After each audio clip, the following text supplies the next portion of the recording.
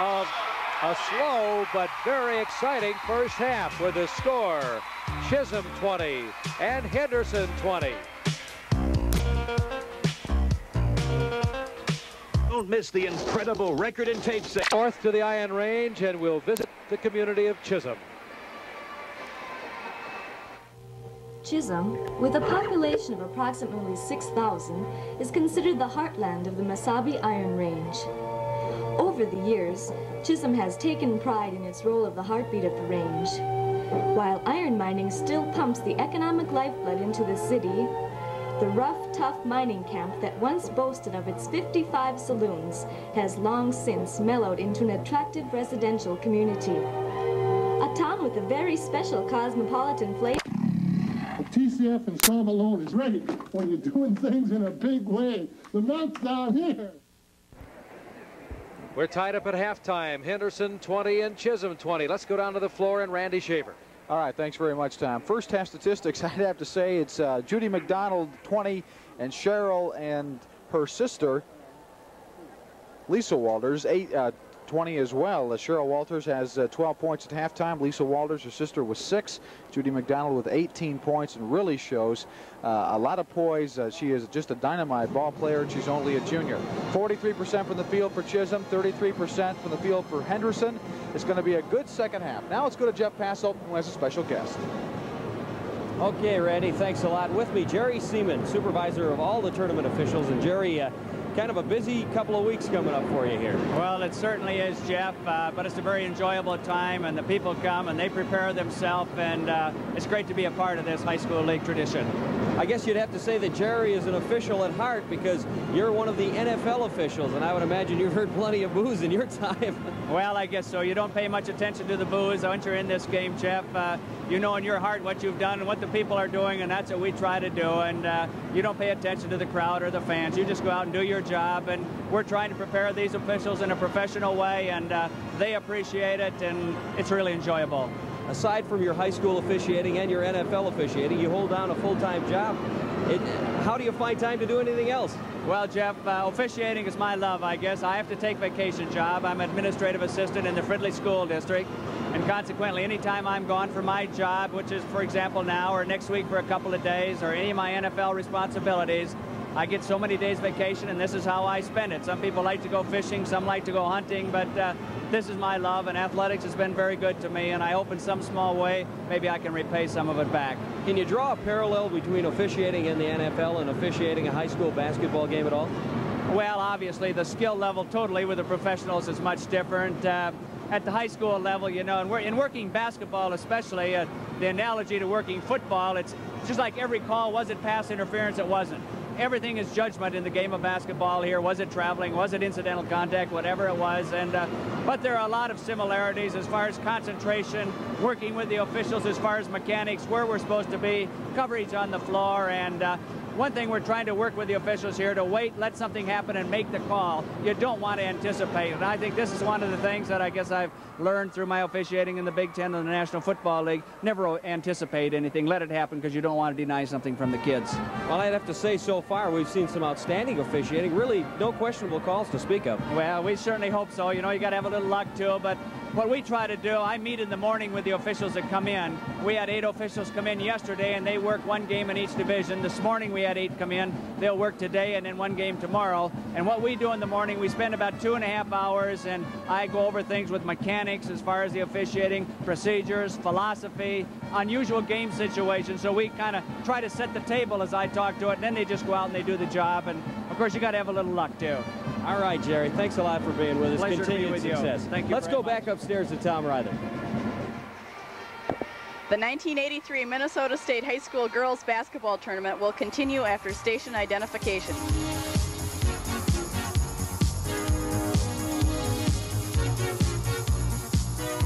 This year, and the Minnesota State High School Girls Basketball Tournament.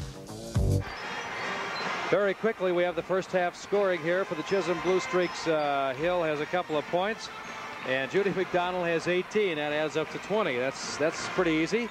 Then we have the Henderson Tigers, Cheryl Walters with 12, Lisa Walters with 8, Would you believe that? We have the Walters sisters against Judy McDonald. That takes care of that scoring. Judy, what do you think? Well, it's been a good game. It's been well-played game. Very few turnovers.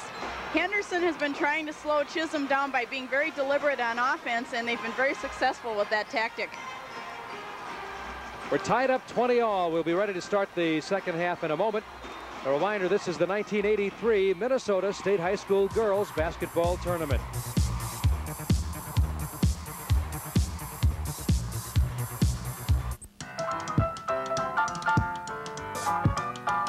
Left, and young gentleman here to my right by the name of Tommy Ryther. I don't know how he got the same name as me, except that it's my son. Stage manager Virgil LaFond and company. This is our home for 3 days, and we kind of like it. Hope you're enjoying our telecast. A reminder, we'll be on the air at 7 o'clock tonight to bring you the AA semifinals. Rochester John Marshall. Just talking to a good friend Ken Resnick, who is now a television sports broadcaster in Rochester. They'll go against Albany tonight. We'll talk with Kenny about that Rochester team. He should know them well because he covers them all year long. And the last couple of years, Kenny has been our official statistician, but now he's working in television. The second game tonight will be Spring Lake Park against Edina. So it's going to be quite a night. And we've had a great afternoon of basketball here in Class A. We've had Lake City going to the A finals, 44-38 over an excellent Janesville team. And Lake City will play the winner of this game. And who that's going to be, we don't have any idea. The big question mark here. It's been interesting to see that Chisholm's Laura Lackner, after scoring over 20 points last night, has been held scoreless in the first half. Henderson has Chisholm sort of playing at their pace. This is something that Chisholm is not used to. That's being tied up at halftime. Chisholm quickly gets the tip, and Judy McDonald fires up an air ball, and they'll go the other way. 20-20. We've just opened the third quarter of play.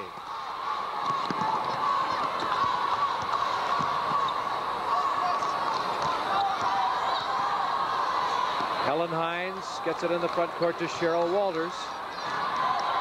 Cheryl and Lisa Walters, they lead the way for Henderson, and Judy McDonald leads the way for Chisholm. Turnaround jump shot fired up, no good by Pieper. Cleared out of there. Powers slowly coming into the front court. Henderson not putting any pressure on the ball at that instance. They just go back on defense. Driving, nifty looking shot by Chisholm. Mary Sagans, her first two of the game. Apparently the coach said, hey, somebody else has to help out Judy.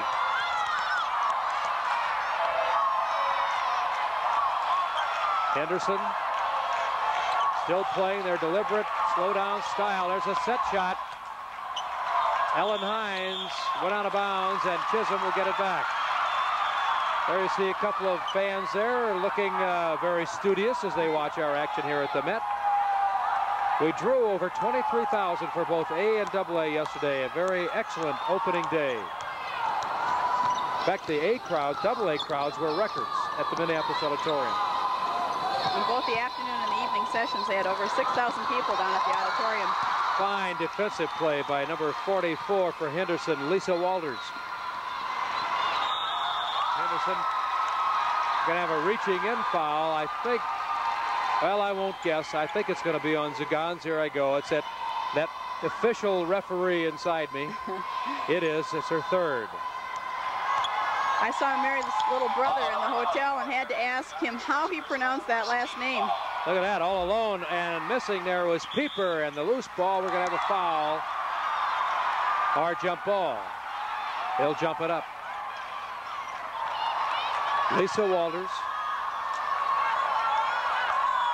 Can't pick out the other number, blocked by the official. That was Laura Lackner. And Chisholm has it back. They lead by 2, 22-20. Chisholm has led almost all the way. Offensive foul is going to be called on Zagans. Her fourth foul, if I read that right.